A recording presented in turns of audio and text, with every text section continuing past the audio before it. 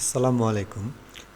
কর কমিশনারের কার্যালয় কর অঞ্চল ২১-এ ২৮/৪/২০২৪ তারিখে নতুন আরও একটি নিয়োগ বিজ্ঞপ্তি প্রকাশিত হয়েছে, যেখানে এসএসসি, এইচএসসি এবং স্নাতক পাশে ছেলে এবং মেয়ে উভয় প্রার্থী আবেদন করতে পারবেন। তো এইখানে আবেদন করতে কী কী শিক্ষাগত যোগ্যতা লাগবে, আবেদন শুরু কবে শেষ কবে এবং কোন ঠিকানায় গিয়ে আবেদন করতে হবে সেই সম্পর্কে থাকছে বিস্তারিত। বিজ্ঞপ্তিটি প্রকাশিত হয়েছে ২৮/৪/২০২৪ তারিখে, যেখানে ১ নম্বরে থাকছে কম্পিউটার অপারেটর। গ্রেড হচ্ছে ১৩, ১১,০০০ থেকে ২৬,৫৯০ টাকা বেতন স্কেল, পদের সংখ্যা ১টি। শিক্ষাগত যোগ্যতা লাগবে কোনো স্বীকৃত বিশ্ববিদ্যালয় হতে বিজ্ঞান বিভাগে স্নাতক সম্মান বা সমমানের ডিগ্রি, এবং কম্পিউটার মুদ্রাক্ষরে প্রতি মিনিটে বাংলা ও ইংরেজিতে যথাক্রমে ২৫ ও ৩০ শব্দের গতিসহ সংশ্লিষ্ট বিষয়ে স্ট্যান্ডার্ড অ্যাপটিটিউড টেস্টে উত্তীর্ণ হতে হবে। ২ নম্বর আছে প্রধান সহকারী। গ্রেড হচ্ছে ১৩, ১১,০০০ থেকে ২৬,৫৯০ টাকা বেতন স্কেল, পদের সংখ্যা ২১টি। শিক্ষাগত যোগ্যতা লাগবে কোনো স্বীকৃত বিশ্ববিদ্যালয় হতে দ্বিতীয় শ্রেণীতে স্নাতক বা সমমানের ডিগ্রি, কম্পিউটারে বেসিক ট্রেনিং কোর্সে উত্তীর্ণ এবং কম্পিউটার ওয়ার্ড প্রসেসিং সহ ইমেইল ও ফ্যাক্স পরিচালনায় দক্ষতা ও অভিজ্ঞতা থাকতে হবে।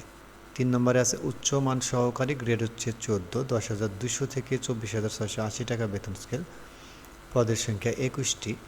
শিক্ষাগত যোগ্যতা লাগবে কোনো স্বীকৃত বিশ্ববিদ্যালয় হতে স্নাতক বা সমমানের ডিগ্রি, কম্পিউটারের বেসিক কোর্সে উত্তীর্ণ এবং কম্পিউটার ওয়ার্ড প্রসেসিং সহ ইমেইল ফ্যাক্স পরিচালনায় দক্ষতা ও অভিজ্ঞতা থাকতে হবে।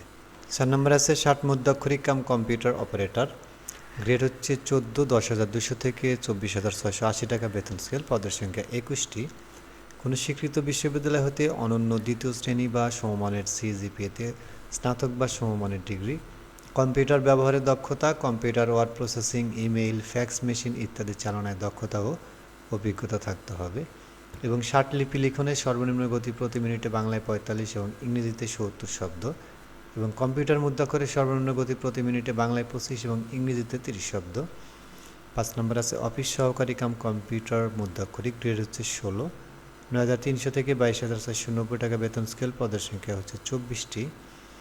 কোনো স্বীকৃত বোর্ড হইতে অনন্য দ্বিতীয় বিভাগ বা সমমানের জিপিএতে উচ্চ মাধ্যমিক সার্টিফিকেট বা সমমানের পরীক্ষা উত্তীর্ণ, কম্পিউটার ব্যবহারে দক্ষতা এবং computer word processing, email, fax machine ইত্যাদির চালনায় দক্ষতা ও অভিজ্ঞতা থাকতে হবে, এবং কম্পিউটার মুদ্রাক্ষরের সর্বনিম্ন গতি প্রতি মিনিটে বাংলায় ২৫, ২০ এবং ইংরেজিতে ২০ শব্দ থাকতে হবে।